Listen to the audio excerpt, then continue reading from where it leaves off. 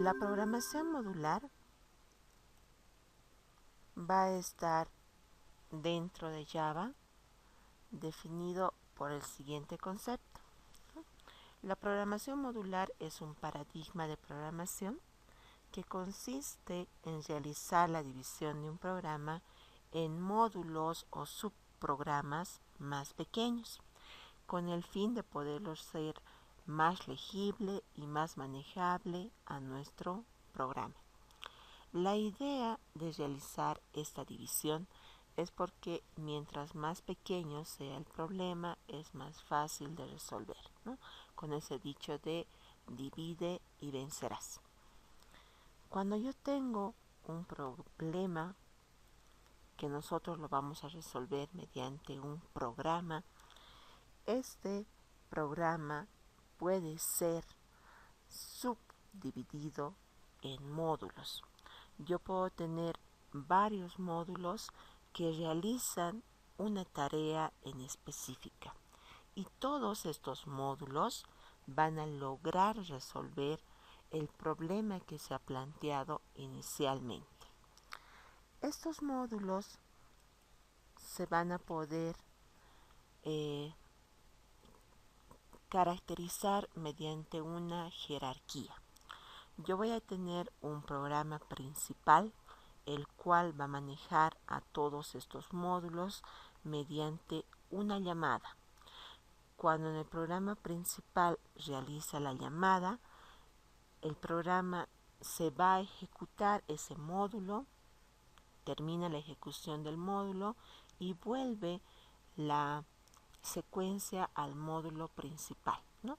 Y el módulo principal es el que va orquestando todo este manejo de los módulos, dependiendo de las llamadas que están definidas en el mismo. Ahora, ¿cuáles son las ventajas de tener esta programación modular?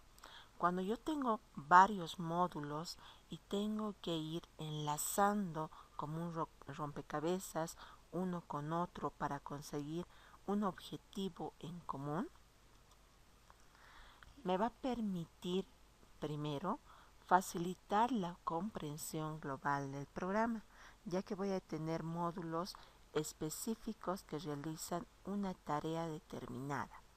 También me permite tener facilidad de mantenimiento y corrección de errores. Cuando yo tengo un programa extenso de forma consecutiva en el programa principal, se hace difícil detectar el error. Mientras más grande sea el programa, tenga más líneas de código, es más difícil poder saber en qué sector se está ocasionando el error. En cambio, cuando yo ya tengo módulos, puedo hacer correr paso por paso y puedo detectar cuál es el módulo que está ocasionando el error. Lo puedo separar y analizar para poder corregir este error. La siguiente ventaja va a ser la facilidad de detección de un error, ¿no? Al momento de hacer correr, automáticamente cuando existe un error se detecta en la compilación y nos muestra el sector en el cual se está ocasionando este error. Nosotros al momento de poder separar este módulo ya podemos realizar el análisis para determinar cuál es el problema que está ocasionando que no corra correctamente nuestro programa. También otra ventaja es la reutilización de código, ya que nosotros podemos tener problemas que tengan una solución similar y requieran de un módulo que realice una tarea específica. Si esta tarea específica es reiterativa para varios problemas, se lo puede colocar en una clase ya como una librería de módulos, ¿no? Simplemente se las llama cuando yo quiero utilizar este código y necesito para poder resolver el problema. Ahora veremos dos conceptos que se van a ir generando cuando yo utilizo la programación modular. El primer concepto es el acoplamiento. El acoplamiento es una medida de independencia relativa. Esta medida nos va a permitir definir cuán independiente es un módulo. Si el módulo depende de otro módulo, significa que si yo tengo un problema en un módulo, tengo que también ir a analizar el otro módulo con el cual es dependiente. Entonces, si existe esa dependencia, mientras más dependiente sea, es malo. ¿Ya? Si el acoplamiento es mayor, significa que los módulos están interrelacionados entre sí. Y yo tengo que ir viendo y analizando los errores también en los otros módulos. Por eso, cuando nosotros estamos en programación modular, necesitamos que tenga menor acoplamiento. Eso quiere decir que los módulos tienen que ser lo más independientes posibles. No debe haber esa dependencia entre módulos. Un módulo tiene que realizar solo específicamente una tarea sin que necesite de los datos de otro módulo. Sé que en algún momento vamos a necesitar esa dependencia, pero mientras menor sea, es mejor. El siguiente concepto que vamos a determinar es la cohesión dentro del módulo. La cohesión me va a permitir medir la fuerza de relación entre los elementos de un módulo. Un módulo internamente tiene varios elementos que van a ir relacionándose entre sí para poder resolver esa tarea específica que está planteado para ese módulo.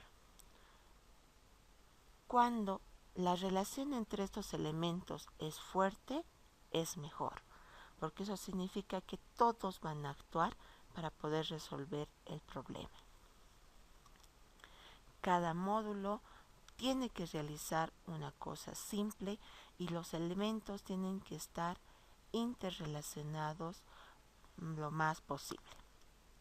Eso me da como conclusión que dentro de programación modular deseo tener módulos con alta cohesión y menor acoplamiento. La alta cohesión me va a permitir tener a mí el proceso de poder tener módulos que no estén entre sí dependientes y que los elementos estén relacionados fuertemente. ¿Ya? Entonces, eso es el fin de la programación modular, tener alta cohesión y menor acoplamiento. Mientras más independientes y mientras los elementos estén más relacionados, es mejor. Ahora veremos el funcionamiento de estos módulos dentro de programación modular. Tenemos un orquestador, dijimos, ¿no? Este orquestador va a ser el programa principal. Cuando un módulo es llamado desde este programa principal, se va a procesar el módulo y se va a devolver el control al programa principal. Es como si yo tuviera una orquesta y en la orquesta hay en un momento que tiene que actuar, no sé, digamos la flauta. Se le da un momento en que la flauta va a empezar a definir un sector de la música y eso va a dar realce a todo el tema y va a volver otra vez el proceso a nuestro orquestador, ¿no? Y él es el que va a ir manejando todos los instrumentos. De forma similar, este es el programa principal. Mi programa principal va a ser el orquestador, el que va a ir manejando todos los módulos. En ese programa principal voy a tener varias instrucciones y en un determinado sector va a estar la llamada de este subprograma o de este módulo. Cuando yo realizo esta llamada, pues se va a ir a ejecutar ese módulo y cuando finalice va a devolver otra vez la, eh, la responsabilidad al programa principal para que concluya con las instrucciones que le secuencian, ¿no?, a este programa. Este programa principal, su objetivo es resolver el problema específico que nos han determinado para poder automatizarlo. Ahora veremos nuestra representación. Dentro de los diagramas de flujo tenemos la representación del módulo. Se determina un rectángulo con dos líneas a ambos lados para definir que eso es el módulo y se coloca aquí el nombre del módulo. Ya veremos más adelante los dos tipos de módulos que vamos a tener definidos dentro de programación modular. Una vez que yo ya tengo el módulo analizado y definido su resolución, para representarlo mediante un diagrama de flujo, se coloca al principio el nombre del módulo, se resuelve el ejercicio y se coloca al final fin y el nombre del módulo. Esto es la forma en la cual se va a representar en diagrama de flujo. Para poder determinar la forma en la cual se va a ir representando el programa principal, se coloca al principio inicio, después se colocan las instrucciones y cuando se tenga que llamar al módulo se coloca la representación de nuestro módulo, definiendo el nombre del módulo y el tipo de retorno que tiene este módulo. Los módulos son de dos tipos, ya veremos más adelante. Uno es sin retorno y el otro es con retorno. Dependiendo de eso, se va a establecer aquí el nombre del módulo y el tipo, ¿no? Y se continúa con las instrucciones hasta finalizar. Esa va a ser la forma en la cual vamos nosotros a representar la programación modular dentro de los diagramas de flujo. Ahora veremos los dos tipos de métodos que les adelanté. Estos tipos de métodos va a ser el primero, los métodos que devuelven un valor. Al momento de devolver un valor, se tiene que definir de qué tipo va a ser este retorno. Yo estoy manejando o estamos manejando dentro de esta gestión tipos de tipo entero, de tipo flotante, de tipo doble, de tipo char puede ser o de tipo string, ¿no? Entonces esos tipos de datos estamos manejando y puede ser uno de ellos el tipo de retorno que va a tener el método. Entonces se va a definir ese tipo. El segundo es cuando el método no devuelve ningún valor. Dentro del módulo se va a resolver el problema y dentro de ese módulo también se va a mostrar el resultado. Como no devuelve ningún valor al programa principal, este tipo se tiene que definir de tipo void. Esta palabra reservada especifica que no existe ninguna respuesta de parte del módulo, así que el programa principal no va a esperar ninguna respuesta, simplemente le va a dar un momento la ejecución del módulo y va a devolverle el control al programa principal. Pero aquí vamos a definir nosotros cuáles son las partes de este método. Un método tiene al principio la definición de nuestro identificador del método. Este identificador al principio está definido por public. Puede existir tres tipos de identificadores. El primero me dice que es si es público, si es privado o es protegido. Vamos a ver toda esta gestión de tipo público y al siguiente vamos a ir explicando ¿Cuáles son los otros dos tipos de identificadores que puede ser privado o protegido?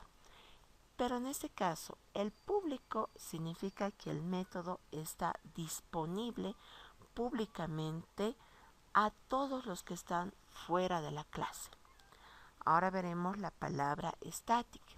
La palabra static significa que este método pertenece a la clase en la cual está definida y no está para un objeto específico. ¿Ya? Entonces decimos que este public static nos va a permitir definir este método dentro de la clase y que va a ser público a todos los que están fuera. Ahora, el tipo de retorno. Dijimos que pueden existir dos tipos de métodos, ¿no? El primero, donde se va a definir el tipo de retorno.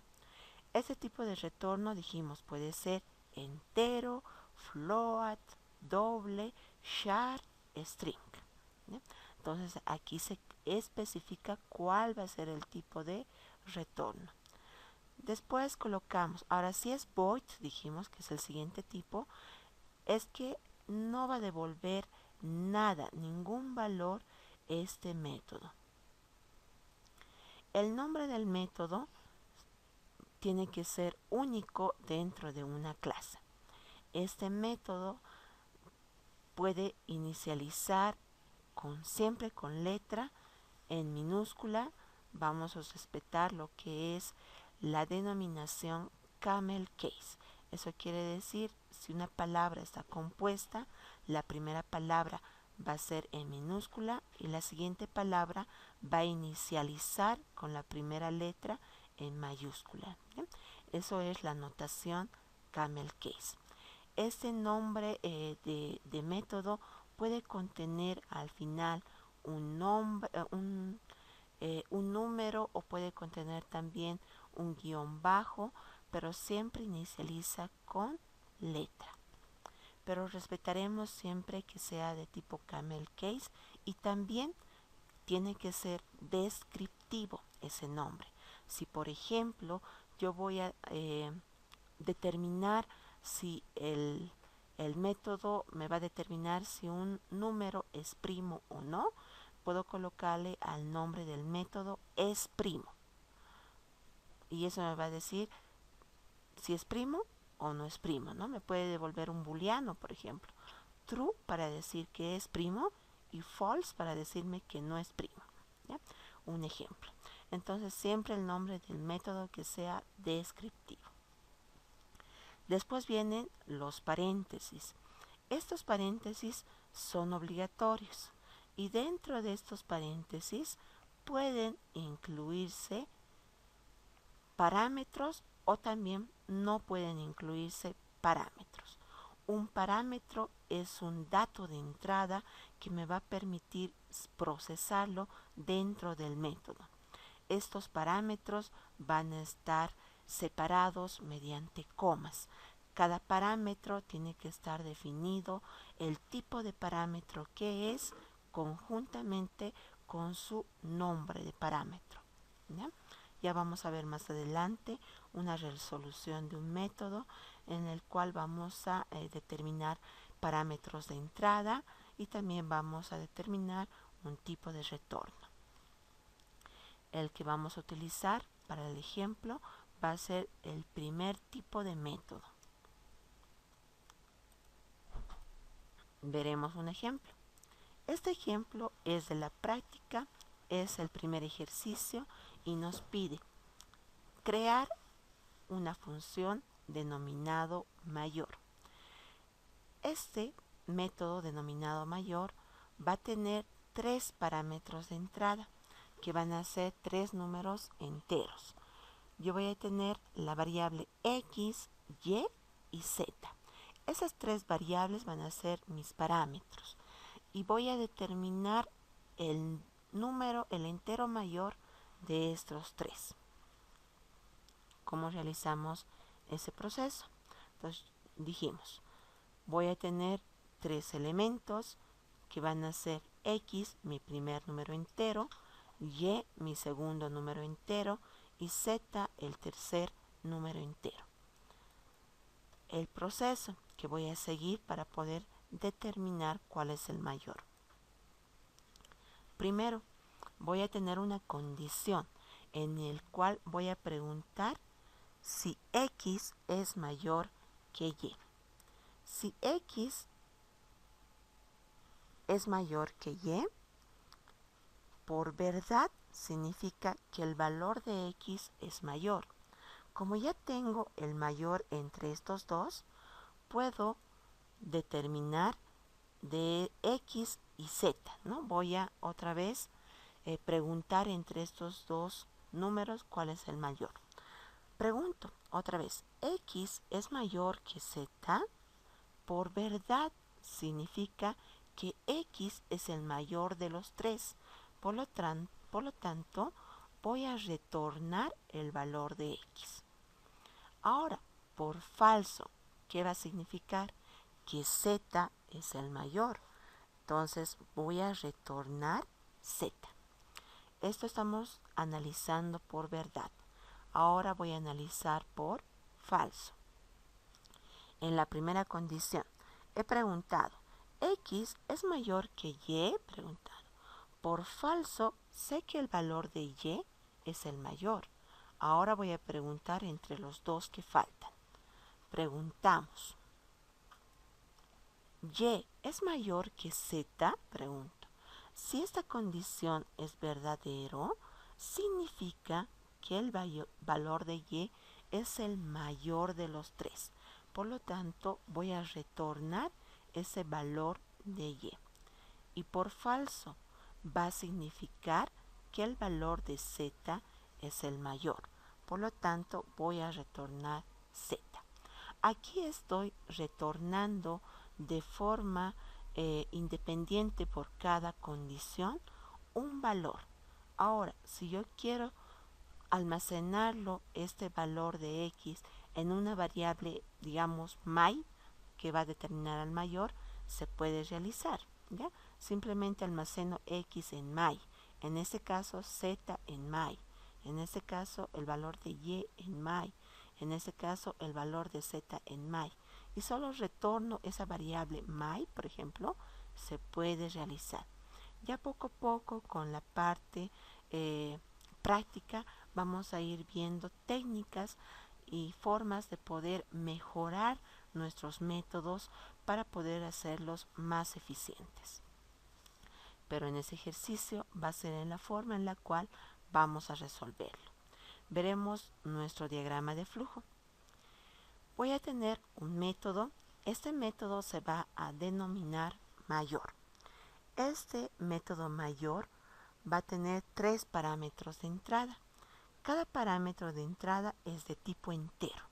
Yo voy a tener x, el siguiente parámetro, y, el siguiente parámetro, z.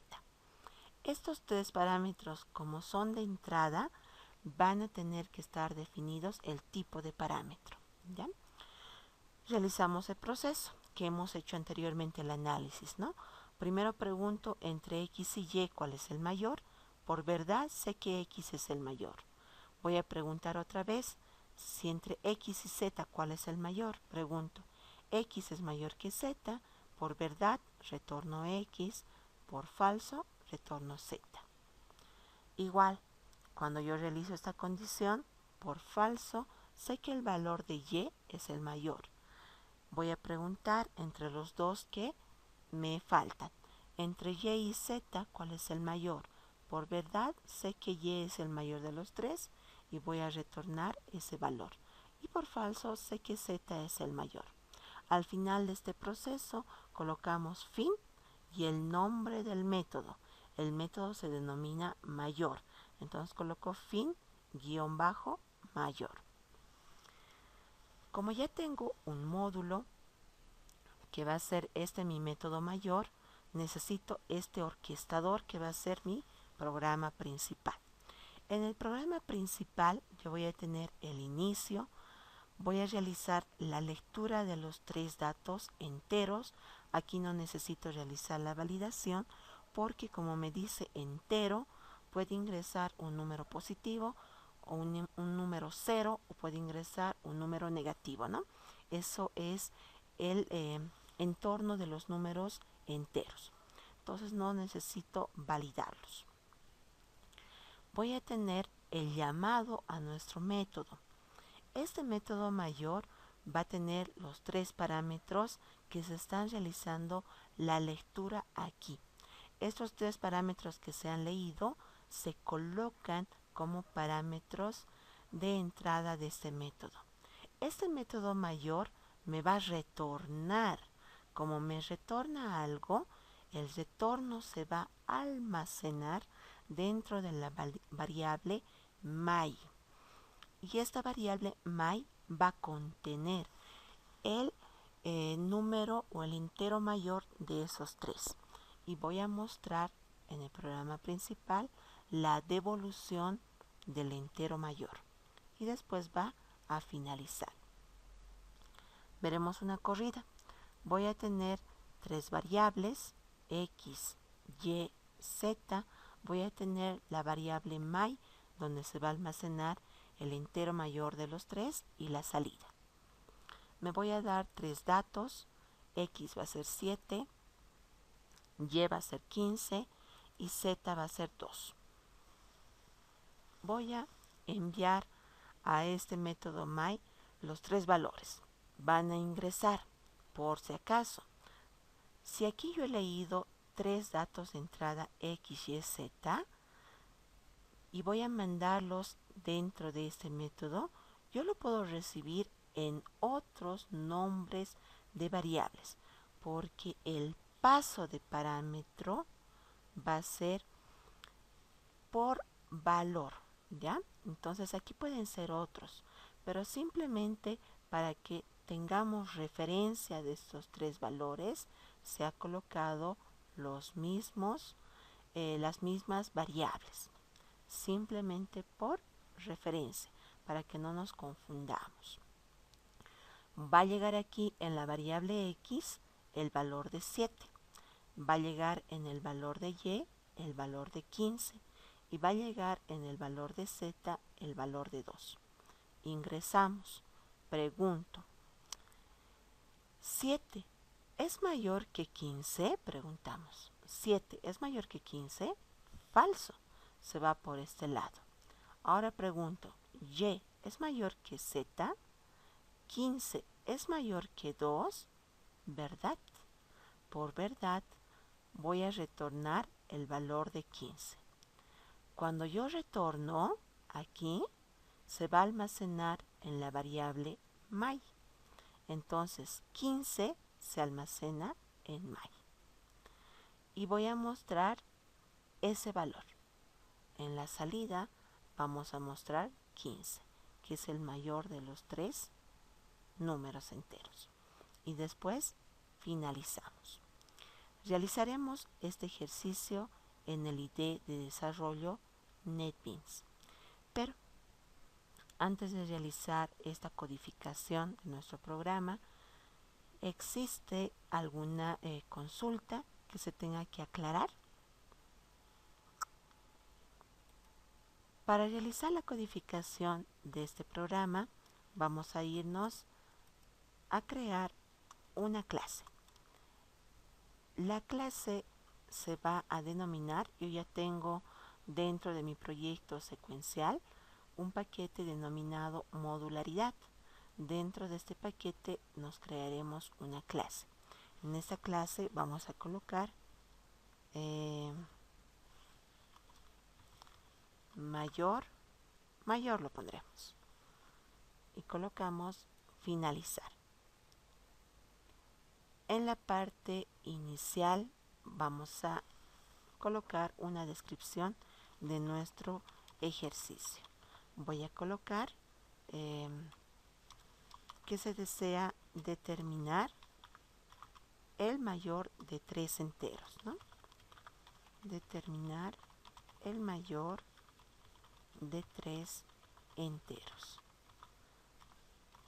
Utilizando métodos, utilizando un método, lo pondremos con devolución de un entero. Pondremos entre paréntesis int, ¿no? Que es el entero. La estructura. En la parte superior se puede colocar el módulo en la parte superior o después de nuestro programa principal. Pero para que sea entendible en nuestro programa, siempre vamos a colocar todos nuestros métodos en la parte inicial de la clase. Después de eso va a venir el programa principal. Simplemente para que esté ordenado, sea más fácil de poder analizar, ¿no? Nuestro método se denominaba mayor. Entonces aquí al momento de identificar las partes del método, dijimos que vamos a colocar público para que sea accedido por cualquiera que esté fuera o dentro de la clase. Vamos a colocar static para decir que pertenece a nuestra clase, ¿no? Este static me va a decir que pertenece específicamente a esta clase. Después, el tipo de retorno. Vamos a retornar un entero, así que voy a colocar int para decir que voy a retornar un dato de tipo entero. Después viene el nombre. El nombre nosotros lo hemos puesto mayor y voy a colocar entre paréntesis. Aquí fíjense que hay una pequeña similitud, ¿no? Entre el nombre de la clase y el nombre del método. Es por eso que siempre se coloca el nombre de la clase inicialmente con mayúscula y siempre los métodos se inicializa con minúscula para que si cuando exista esta similitud de nombre se pueda identificar de forma exacta cuál es el método y cuál es la clase, ¿ya? Entonces, aquí me está saliendo un error porque me dice, usted debería retornar un dato, pero todavía no lo estoy retornando. Cuando nosotros vamos a concluir con todo el proceso y retornemos este valor, se va a eliminar este error que me está saliendo. Ya tenemos definido hasta aquí toda la parte del método. Nos falta nuestros parámetros de entrada. El parámetro, yo voy a tener 3 parámetros de entrada.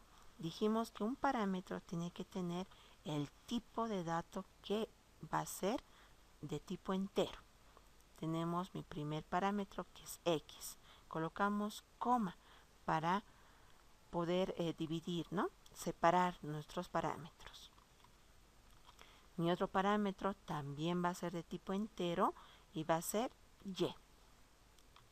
Y mi otro parámetro va a ser de tipo entero y va a ser z.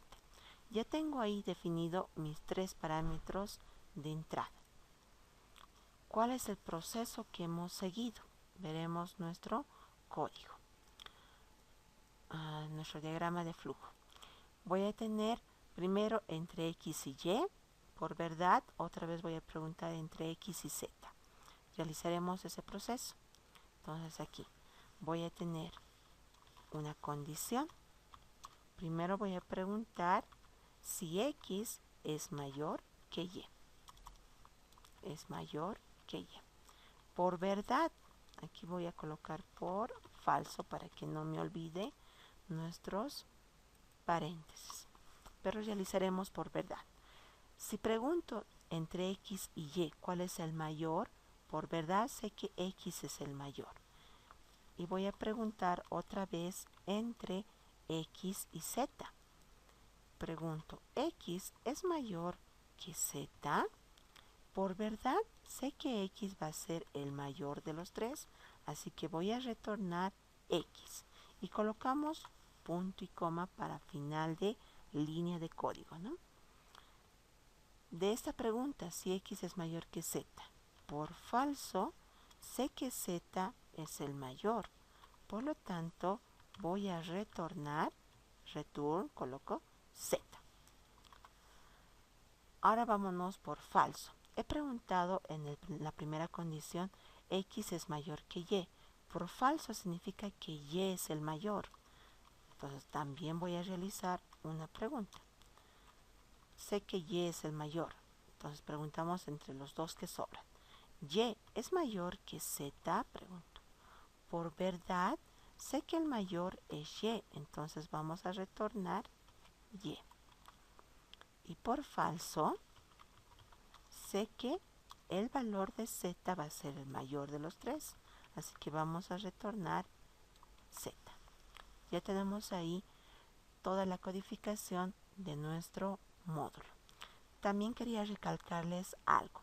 Cuando yo hago el retorno de un dato, y aquí defino un tipo de dato, solo me permite retornar un valor, ¿ya? Entonces, los métodos con retorno solo pueden tener una devolución de dato. Por eso se especifica aquí el tipo de dato que se va a retornar. Si yo tengo un problema en el cual quiero tener varios parámetros de retorno, no puedo utilizar este tipo de método con retorno. Tendría que utilizar el otro tipo de método sin retorno, cosa de que yo lo resuelvo y aquí mismo se van a mostrar los resultados, ¿ya? Entonces esa especificación que quede muy clara. Cuando yo utilizo un método con retorno, solo se puede retornar un valor. Con esto ya hemos terminado la codificación de nuestro método. Vámonos a realizar la codificación de nuestro programa principal. En el programa principal voy a leer los tres datos, le vamos a pasar el parámetro, los tres parámetros a nuestro método. Vamos a vamos a almacenar el retorno de este valor en la variable my y vamos a mostrar, ¿no? Entonces, en el programa principal definiremos el void main. Vamos a definir las variables. Voy a tener x, y z de tipo entero. Después también tengo la variable my. Creo que es todo. Vamos a instanciar el objeto leer para poder leer por teclado.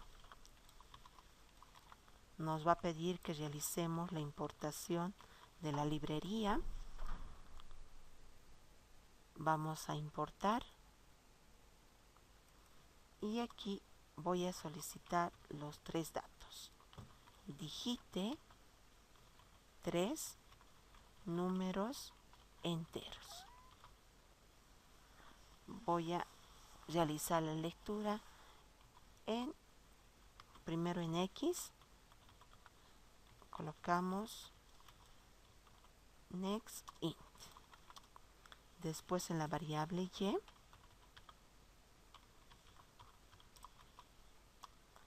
y por último en la variable z.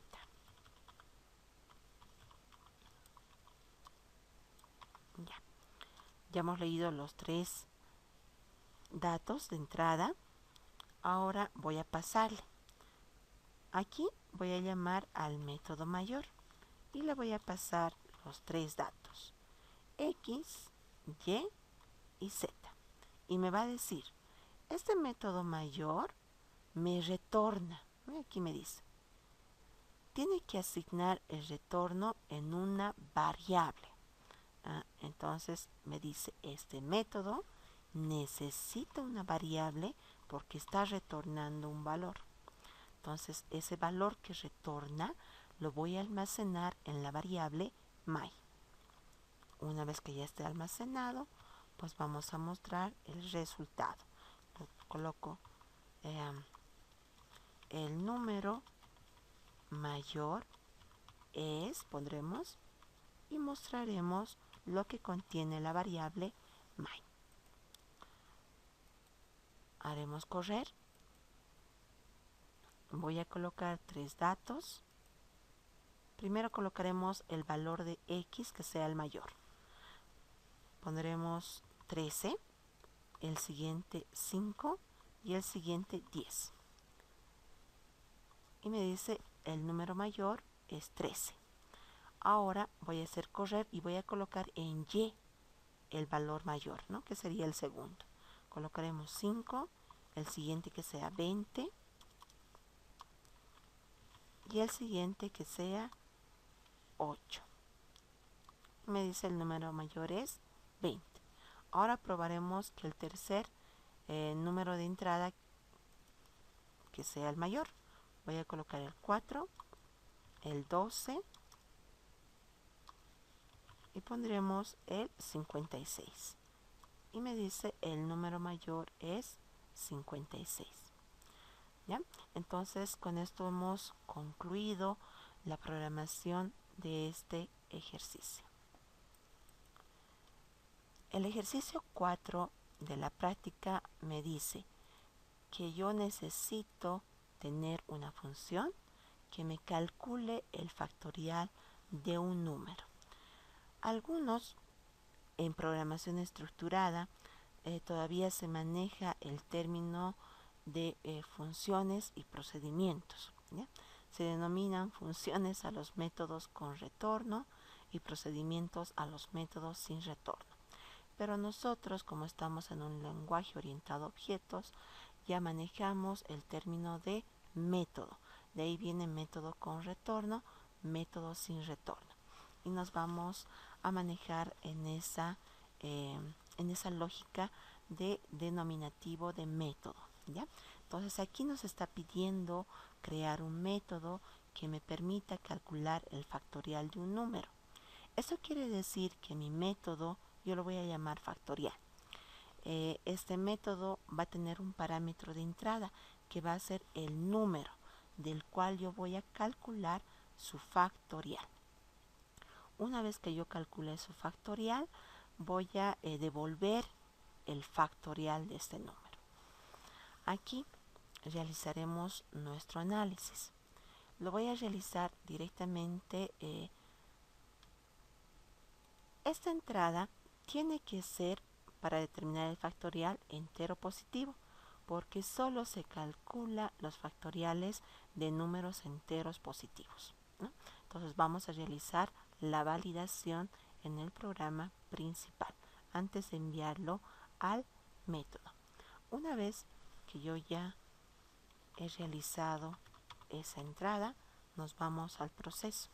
En el proceso de nuestro método voy a calcular el factorial mediante, puede ser una estructura repetitiva while o una estructura repetitiva for. Entonces voy a utilizar un for. Voy a colocar repetir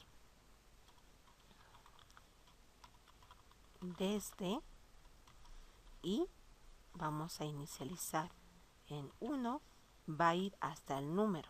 El número va a ser x y en cada iteración se va a incrementar una unidad. Voy a tener una variable donde voy a ir acumulando, ¿no?, las multiplicaciones sucesivas. Para eso me crearé una variable factorial que inicialice en 1. En 1 porque va a ser el neutro multiplicativo. Listo. Voy a tener en esta variable f la multiplicación de f por i. Se va a ir multiplicando y acumulando esta multiplicación en la variable f. Una vez que termine este proceso, vamos a hacerlo esto en forma repetitiva. Aquí voy a colocar la repetición n veces.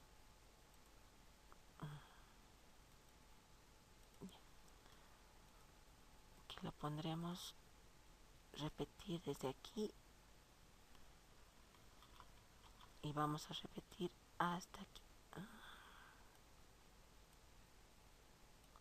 Ya está. Esa repetición nos va a devolver el factorial de nuestro número. Una vez que yo tenga el factorial en la variable f, pues yo tengo que retornar, aquí pondremos retornar en f. Voy a retornar f porque ahí está nuestro resultado. Ese sería nuestro método. Ahora sí, vámonos al código. Nos vamos a crear una nueva clase. La clase se va a denominar, aquí voy a colocar, factorial de número. En esta clase factorial vamos a colocar en la parte superior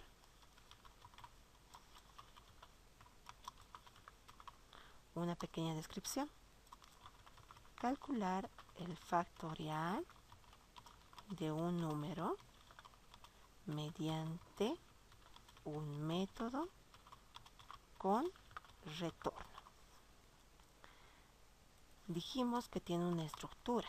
En la parte inicial vamos a colocar los métodos y después vamos a colocar el programa principal.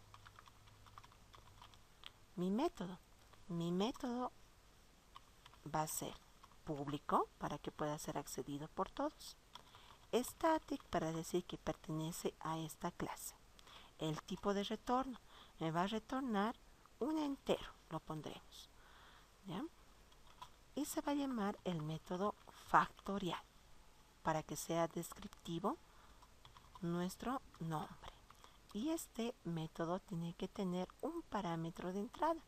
Este parámetro de entrada va a ser de tipo entero y voy a tener X en la entrada. Aquí, dentro de nuestro método que dijimos, voy a tener una variable f que va a inicializar en 1. Voy a tener un ciclo for. Eso quiere decir que tengo que declarar mi contador automático que va a ir de 1 hasta x y voy a realizar la multiplicación en f. Y después de este ciclo for voy a retornar f. Colocaremos aquí. Necesito una variable f y i. Vamos a inicializar la variable f en 1. Voy a tener el ciclo repetitivo for. Este for va a comenzar en 1, va a ir hasta x, que es el parámetro de entrada, y en cada iteración se va a incrementar una unidad. En la variable f voy a acumular la multiplicación de f por i. Y vamos a retornar fuera del ciclo for lo que contiene la variable f. Ya está resuelto nuestro factorial. Ahora realizaremos el programa principal. En el programa principal declararemos la variable x. Después necesitamos en alguna variable almacenar el resultado. Yo voy a colocar la variable fact y nada más. Listo. También colocamos una condición, ¿no? Dijimos que este valor de x tiene que ser entero positivo. Entonces voy a primero declararme el objeto de lectura.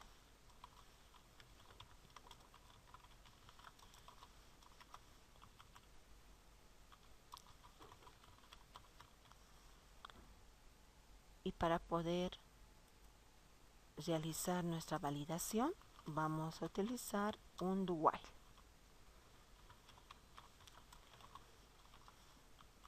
Pregunto, si x es menor o igual que 0, no, que sea menor estricto. Porque el factorial de 0 es 1, ¿no? Puede ingresar un 0. Que me vuelva a solicitar. Colocaremos aquí, digite un número positivo. Y vamos a leer ese valor en la variable x. Ya está. Llamaremos a nuestro método que se denomina factorial y le vamos a enviar nuestra variable x. Y aquí me dice, Este método factorial me está devolviendo un valor. Ese valor tiene que ser almacenado en una variable que yo lo voy a denominar fact. Ahí. Listo. Y voy a mostrar después nuestro resultado. Aquí lo pondremos factorial de, pondremos x